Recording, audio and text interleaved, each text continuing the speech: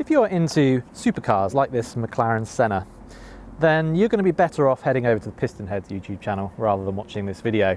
Same applies if your thing is classic cars, such as this beautiful 2CV. In fact, we've got a great video on the CarGurus UK YouTube channel where my colleague Ivan drives the 2CV.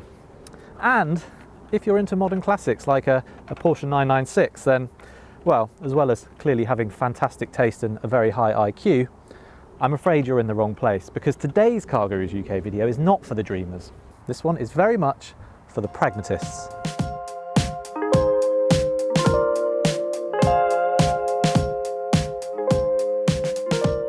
Meet the latest 5th generation version of the Volkswagen Caddy Life, a car so laser focused on what it needs to be that even its name is logical. And to prove it, I have brought my life along to put into the Caddy Life in a little bit to see just how easily it can be done.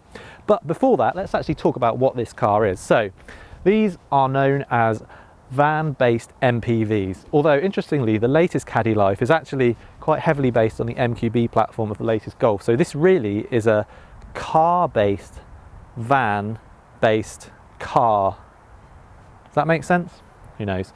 Anyway, one of the big compromises you get with this type of vehicle is the styling, right? So boxy, yes, I mean it looks like a van with windows, doesn't it? Except with the Caddy, Volkswagen has not only taken the architecture of the Golf, it's taken some of the styling as well. So look at the front end of this car. Doesn't this look like a huge improvement on Caddies of days gone by?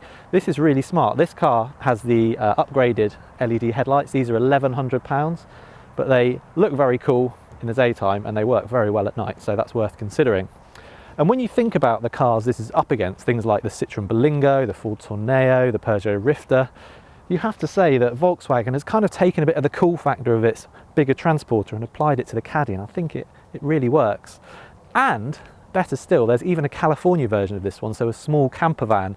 And yes, the first thing I do when I get home will be contacting VW to see if we can get one of those on test, because it sounds tremendous.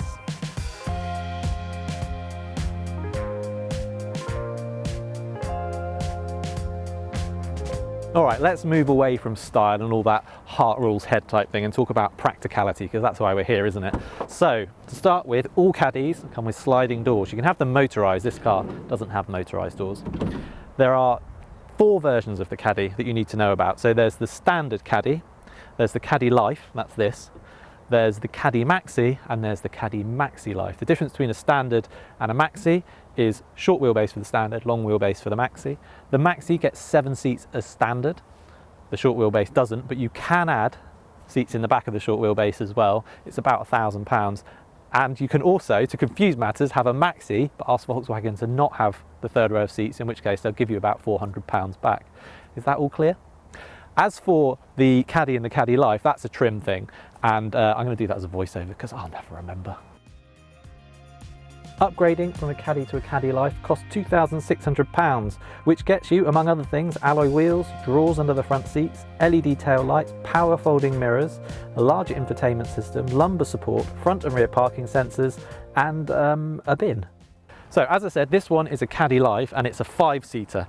So let's have a look at the space in the back. Apologies for the detritus. My children have spent quite a lot of time in this car already and have almost ruined it, to be honest, but it's roomy.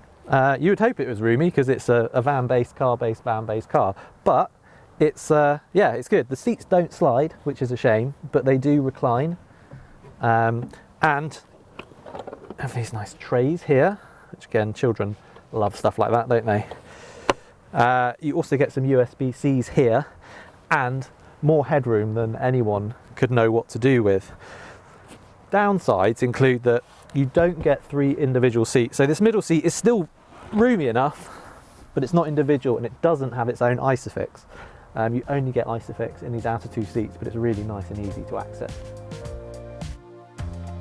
Continuing on the theme of practicality, interior storage is not as good as you'll find in a Peugeot Rifter or Citroën Berlingo. There's no overhead cubbies here. There's one at the front, but none for the back. But you do get fairly decent door pockets. These seats, however, can be folded like that. Obviously, they don't go flat into the floor like in a sort of more of a car-based MPV, or as we've noted, this is a car-based MPV-based van-based car. But they also tumble forward, and you can remove them completely. Bear in mind though that this one is actually 2 seats in one, so it's pretty heavy to move, which is why I haven't done it. One downside of the Caddy is that the rear windows don't open, but on the plus side you can easily child lock the rear doors via a button on the driver's door. When we're talking about the boot in the Caddy, we don't need to worry about things like the height of the loading lip or the width of the boot, because all of those things are absolutely brilliant.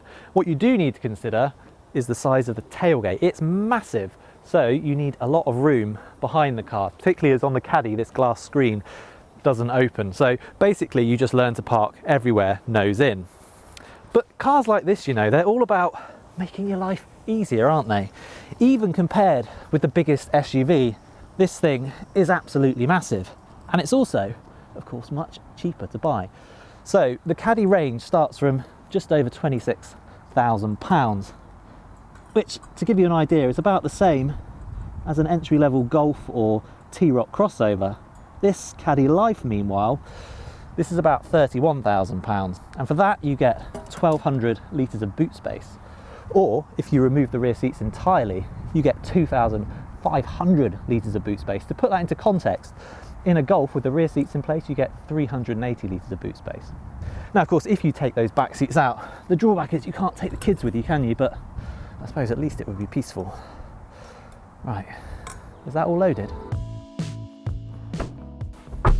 Now, before we get carried away and declare that this is the best family car in the whole world, let's address the elephant in the room, which of course is that this is still based on a van, and so it needs to be robust in the same way that a van does. So where us car reviewers love to get into new cars and feel around for all the soft touch plastics and diligently hunt out the one bit of scratchy plastic that the manufacturer has not considered, in this car we don't need to do that, because everything, and I mean everything, is a hard, scratchy piece of plastic. But that's fine, it's honest, it's not trying to be anything it's not.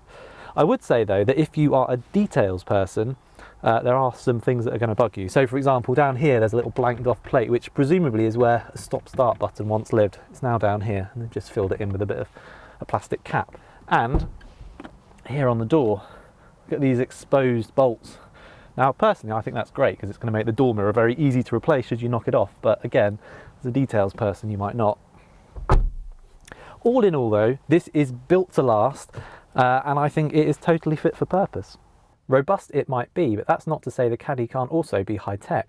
So all Caddies come with a touchscreen infotainment system. In the entry-level model it's a 6.5-inch screen. If you go for the Life, it's 8.25-inch, or you can pay for this. This is the 10-inch system from the Golf. It's the same, you can get these digital dials here as an optional upgrade. Now, personally, I probably wouldn't bother paying to upgrade to this system, because it's still pretty laggy, just like it is in the Golf, and the menus aren't that intuitive to use. As a good example of the frustrations of this system, oh, heated seat, you think I'd like that. To get that, you have to press it once to get the menu, and then again, and then if you go off that and you think, oh, I'm getting a bit hot, you don't just press a button to turn it down, you have to press it once, then press it again. And also, when you start the car up first time, this doesn't respond very quickly, so you press it, and then you press it again, and it still doesn't do anything. Then you press it again, then it goes down 2, and then it just shouldn't be that difficult. Just give me a button. Anyway, so I wouldn't upgrade to this one personally. It's too expensive.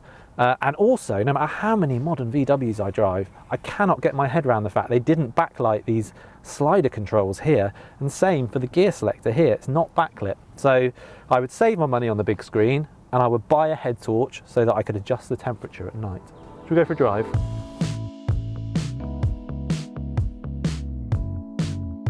Traditionally with cars like this, you had all the good bits like the space and the value for money, but then you had to weigh them up against two things. One was safety, not being as good as in a normal hatchback, and the other, that they didn't drive as well. Well, these car-based, van-based cars have made huge progress in these areas. So this latest Caddy gets a 5-star Euro NCAP safety score, with really high scores in the individual areas as well. And it's also much better to drive than it's been in the past. For both of these things, we can return to the fact that the Caddy is based on the same MQB architecture as the Mark 8 Golf. So it's not only safe and strong in the event of a crash, but it has loads of active driving safety features too. Now some of these are great, like this one has side assist with the blind spot monitors and it has autonomous emergency braking, and some of them are not so great. So the lane assist is as interfering here as it is in any other VW. You can turn it off, but a bit like with the heated seats, it's a bit of a convoluted process. You either go in via the touchscreen, but as we've discussed, that can be a bit of a nightmare, or you can use the buttons on the wheel here, but you press it once on the left hand side to get the menu, and then you have to use the button on the right hand side to switch it off. As far as driving manners go, the Caddy's Golf underpinnings help here too. So it doesn't drive as well as a Mark 8 Golf, let's get that clear straight away, but it is not as far off as you might think, and it's certainly a lot better than you would imagine anything that has something to do with a van would ever be. So let's start with the ride. This is really quite a bumpy road we're going down here, and the Caddy just takes it all in its stride. It really does just smother out the bumps, big or small. It's a very comfortable car. You do hear the bumps, you hear the suspension moving. That's one of the big differences between this and a hatchback or SUV. It doesn't though roll over lots in corners. You might expect that being based on a van, but actually it stays fairly upright. It's quite a satisfying car to drive.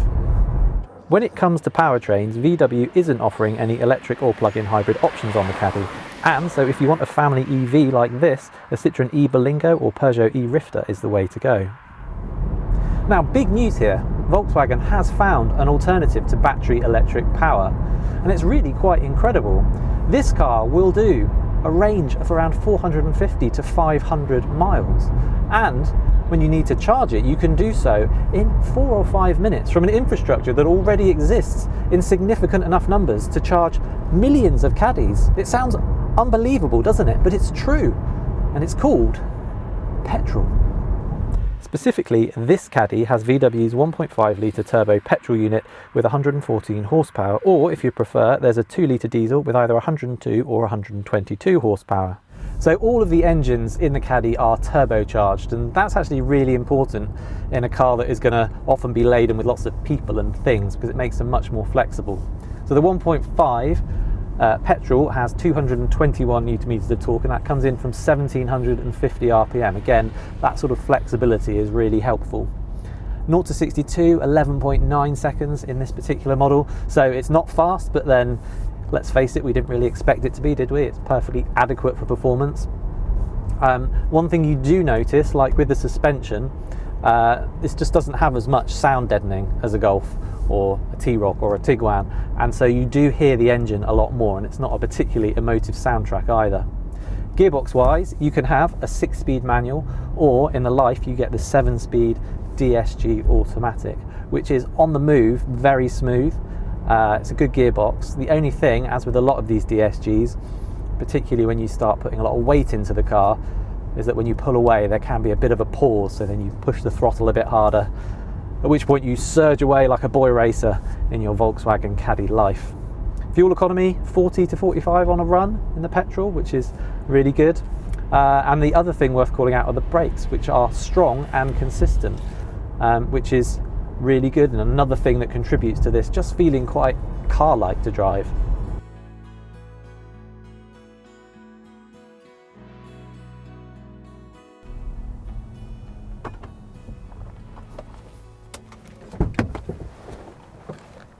The Caddy, it has its flaws. Now some of these are similar with other van-based MPVs, like the fact you need half the car's length again in order to be able to open the boot. And some of them are similar to other Volkswagen models, like the below-par infotainment system. And you could also argue that rivals like the Citroën Berlingo, the Peugeot Rifter, and the mechanically similar Ford Tourneo represent better value. However, if you can get over the fact that this isn't an SUV, then it's a really good car, and it represents really practical family motoring. Perhaps it's just my stage of life, but I can't help thinking that there is a bit of cool to the Caddy's styling too. Here's a fun fact. The Caddy and I were both born in 1982, just a month apart in fact. And yet, despite growing up with each other for just over 40 years now, it has taken me this long to really get the appeal of a vehicle like this. I've kind of grown into it, if you like. And whether you regard these as cars that are as practical as vans, or vans that drive almost as well as cars doesn't really matter. The fact is that for family life, they just work brilliantly. Things like the sliding doors and the huge boot make a huge difference. I was explaining all this to my 7-year-old the other day, and she looked at me and she said, "I think they got the name wrong." "All right," I said. "What do you think they should have called it then?" And at that, she walked over, put her hand there, and quite matter-of-factly said, "They should have called it the Volkswagen Caddy." Do you rate the Caddy as an ideal family car, or would your money be spent on a hatchback or SUV instead? Do let us know, and remember that when it comes time to find your next car, you can head to cargurus.co.uk to find lots of great deals from top-rated dealers.